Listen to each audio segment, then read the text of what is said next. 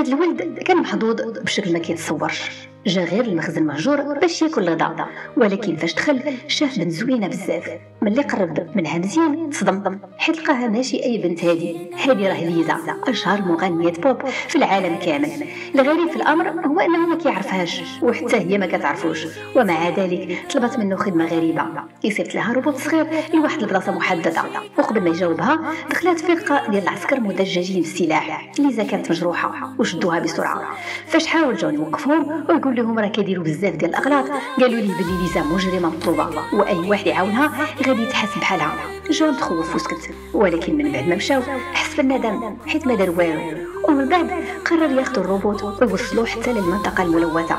ولكن هذه ماشي منطقه عاديه، راه خطر كبير، فيها فيروس سميتو ابوكاليبس، فيروس خطير ما عندوش علاج. واخا الحكومه تسد المناطق المصابه واللي ولات من بعد بلا قانون كلها عصابات وبلطجيه. فاش وصل جون خرج ليه واحد راجل وقال ليه انه زعيم المنطقه وباللي ليزا كانت معاه وتشدات حيت سرقات سيروم جيني كيزيد في القوه وما كاينين منه غير 3 نسخ في العالم. وفجاه وقع انفجار قوي والجيش بدا الهجوم على المنطقه. الراجل قال لجون حافظ على السيروم باي ثمن، ولكن في وسط الفوضى جون شاف ليزا واقفه وسط الدمار وواحد الروبوت حكومي ضخم كيتجه تجاهها بسرعه. جون ما فكرش جرى عليها باش ينقذها، ولكن في هذيك اللحظه بالضبط السيروم تسرب بالغلط. شنو غادي يوقع من بعد؟ هل غادي يتحول جون؟ واش فعلا ليزا مجرمه ولا القصه فيها سر خطير؟ هذه غير البدايه، وإلا عجبك الفيديو دير لايك، علق ليا واش ليزا فعلا مجرمه ولا مظلومه، وما تنساوش تابونا باش يوصلكم الفيديوهات الجايه. رابط الانمي كامل خليته لكم في الوصف، دوزوا تفرجوا وغادي تشوفوا بانه راه مزيان بزاف.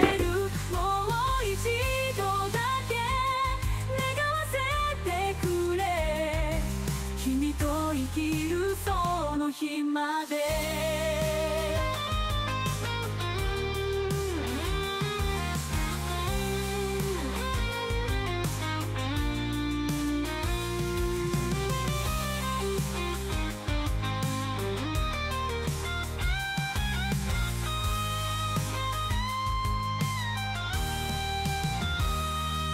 命の檻に閉じ込められても心はまだ自由を知ってる。もう一度だけ願わせてくれ、君と生きるその日まで。